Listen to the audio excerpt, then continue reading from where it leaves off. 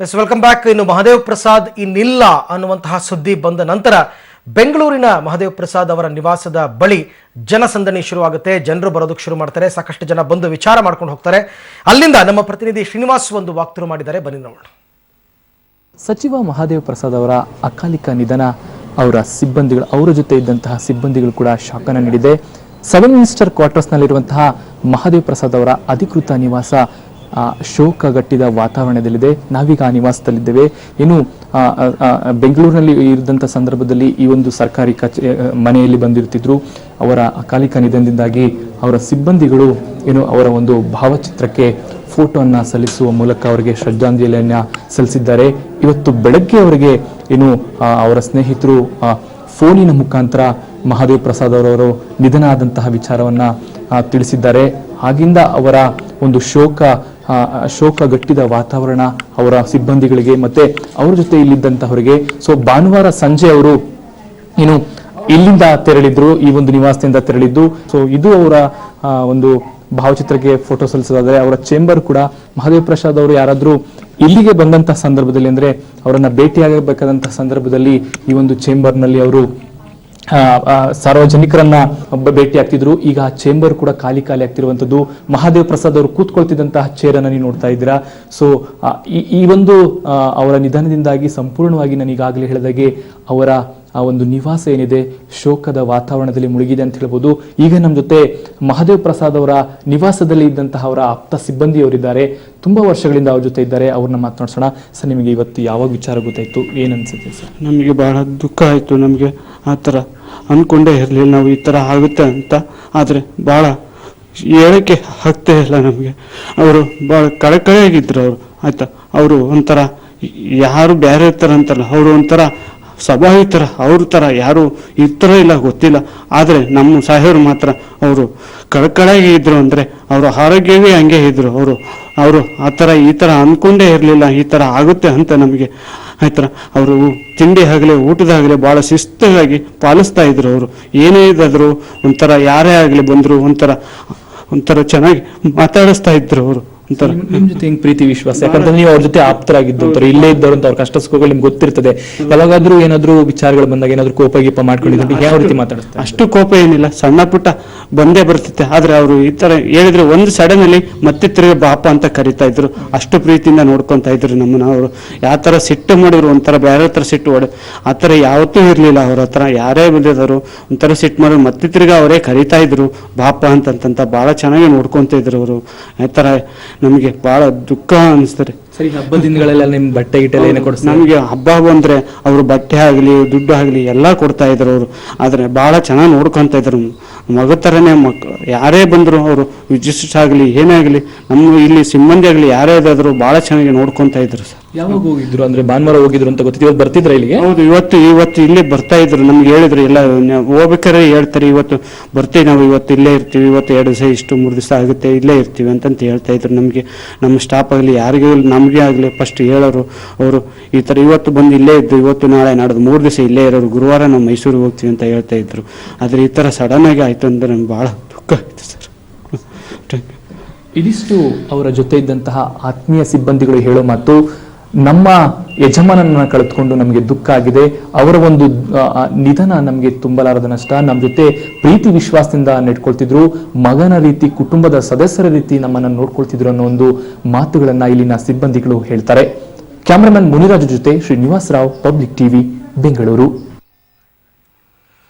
ಇನ್ನು ಸಚಿವ ಮಹದೇವ್ ಪ್ರಸಾದ್ ಅವರ ಅಕಾಲಿಕ ನಿಧನಕ್ಕೆ ಗಣ್ಯರು ಕಂಬನಿ ಮಿಡಿದಿದ್ದಾರೆ. ಅವರು ಓರ್ವ ಸರಳ ಮತ್ತು ಸಜ್ಜನಿಕೆ ಮತ್ತು ಭಾಳ ಸ್ನೇಹಮಯ ವ್ಯಕ್ತಿಯಾಗಿದ್ದರು. ಒಂದು ಇಡೀ ವಯಸ್ಸಿನಲ್ಲಿ 58 ವರ್ಷದಲ್ಲಿ ಇವತ್ತಿನ ದಿವಸ ಅವರು ನಮ್ಮನ್ನು ಅಗಲಿದ್ದು ಬಹುಶಃ ಎಲ್ಲರಿಗೂ ಕೂಡ, ಇಡೀ ರಾಜ್ಯದ ಜನತೆ ಎಲ್ಲರಿಗೂ ಕೂಡ ದುಃಖ ತುಂಬಿದೆ. ದೇವರು ಅವರ ಆತ್ಮಕ್ಕೆ ಚಿರಶಾಂತಿಯನ್ನು ನೀಡಲಿ. ಮತ್ತು ವಿಶೇಷವಾಗಿ ಅವರ ಕುಟುಂಬ ವರ್ಗದವರು ಭಾಳ ಅತ್ಯಂತ ನೋವಿನ ದುಃಖದ ಸಂದರ್ಭ ಇದು.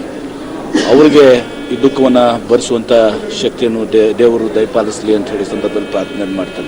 ಮೊನ್ನೆ ತಾನೇ 29ನೇ ತಾರೀಕು ನಾವೆಲ್ಲರೂ ನಂಜನಗೂಡಿನ ಒಂದು ಕಾರ್ಯಕ್ರಮದಲ್ಲಿ ಮಾನ್ಯ ಮುಖ್ಯಮಂತ್ರಿಗಳ ಜೊತೆಗಿದ್ದಂಥದ್ದು. ಎಲ್ಲೋ ಒಂದು ಕಡೆ ನಂಬಕ್ಕೆ ಅಸಾಧ್ಯವಾಗಿರುವಂಥ ಸಂಗತಿ, ನಿಜಕ್ಕೂ ಒಂದು ಆಘಾತ ತಂದಿರುವಂಥ ಸುದ್ದಿ ಇದು. ಆರೋಗ್ಯದ ವಿಚಾರದಲ್ಲಿ ಮಾನ್ಯ ಮಹದೇವ್ ಪ್ರಸಾದ್ ಅವರು ಬಹಳ ಎಚ್ಚರಿಕೆ ವಹಿಸ್ತಾ ಇದ್ದಿದ್ದು. ಹಾಗಾಗಿ ಇದನ್ನು ನಂಬಕ್ಕೆ ಅಸಾಧ್ಯವಾಗಿತ್ತು.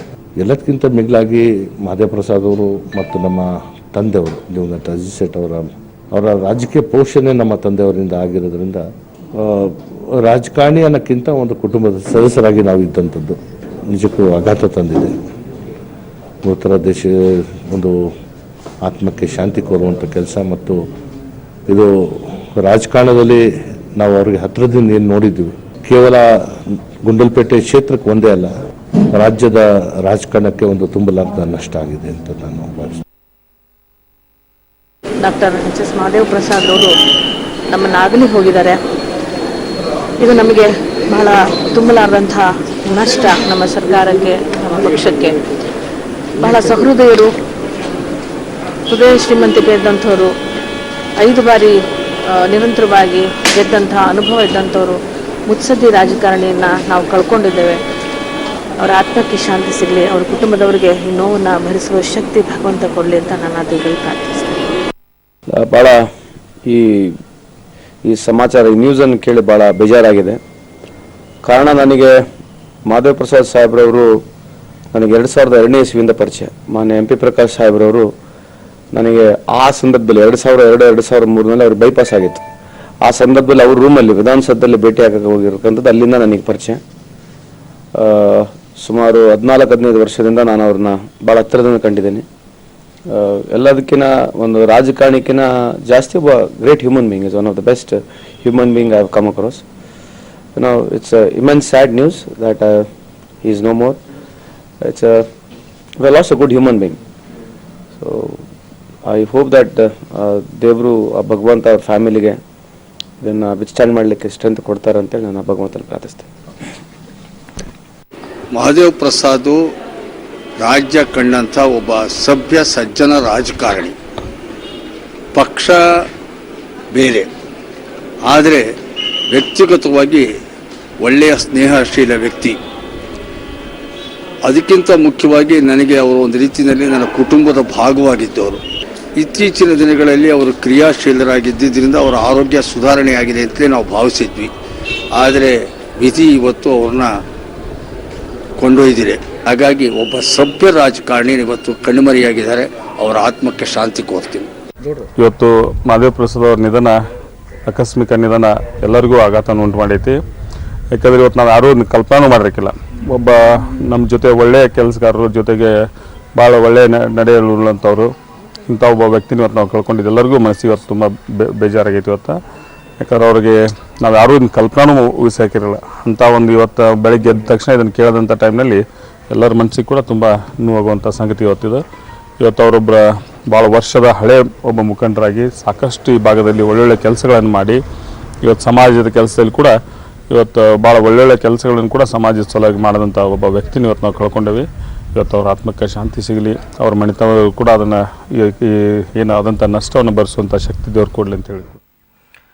ಅಗಲಿದ ಹಿರಿಯ ರಾಜಕಾರಣಿ ಮಹದೇವ್ ಪ್ರಸಾದ್ ಅವರ ಆತ್ಮಕ್ಕೆ ಶಾಂತಿಯನ್ನು ಕೋರ್ತೀವಿ ಅಂತ ಗಣ್ಯರೆಲ್ಲರೂ ಕೂಡ ಕಂಬನಿಯನ್ನ ಮಿಡಿದಿದ್ದಾರೆ. ಈ ಕುರಿತಂತೆ ಮತ್ತಷ್ಟು ಮಾಹಿತಿಯನ್ನು ಕೊಡ್ತೀವಿ. ವರ್ಷ ಉರುಳಿ ಹೋಯಿತು, ಆದರೆ ಸಮಸ್ಯೆ ಮಾತ್ರ ಉರುಳುತ್ತಲೇ ಇದೆ. ಹಳೆ ನೋಟಿನ ಖ್ಯಾತೆ ಹೊಸ ವರ್ಷದಲ್ಲೂ ಪ್ರಾರಂಭ ಆಗಿದೆ. ಮೋದಿ ಕೇಳಿದ 50 ದಿನಗಳು ಮುಗಿದ್ವು, 2ನೇ ದಿನಾನು ಮುಗೀತು ವರ್ಷದಲ್ಲಿ. ಆದರೆ ನೋಟ್ ಸಮಸ್ಯೆ ಅಟ್ಲೀಸ್ಟ್ ಕೆಲವರಿಗೆ ಈಡೇರಿದಂಗೆ ಕಾಣಿಸುತ್ತಿಲ್ಲ. ರದ್ದಾದ ನೋಟುಗಳ ಆಯಸ್ಸು ಡಿಸೆಂಬರ್ 31ರಂದೇ ಮುಗಿದಿದೆ. ಆದರೆ ಕೆಲವೊಂದಿಷ್ಟು ಮಂದಿಗೆ RBI ಶಾಖೆಗಳಲ್ಲಿ ವಿನಿಮಯ ಮತ್ತು ಜಮೆ ಮಾಡಲು ಕೇಂದ್ರ ಸರ್ಕಾರ ಅವಕಾಶ ನೀಡಿತ್ತು. ರೋಡ್ನಲ್ಲಿ ಕಾಮುಕರ ಅಟ್ಟಹಾಸ ಪ್ರಕರಣ ಸಂಬಂಧಪಟ್ಟಂತೆ ಸ್ವಯಂ ಪ್ರೇರಿತ ದೂರು ದಾಖಲಿಸಿಕೊಳ್ಳಲು ಈಗ ಪೊಲೀಸರು ಮುಂದಾಗಿದ್ದಾರೆ.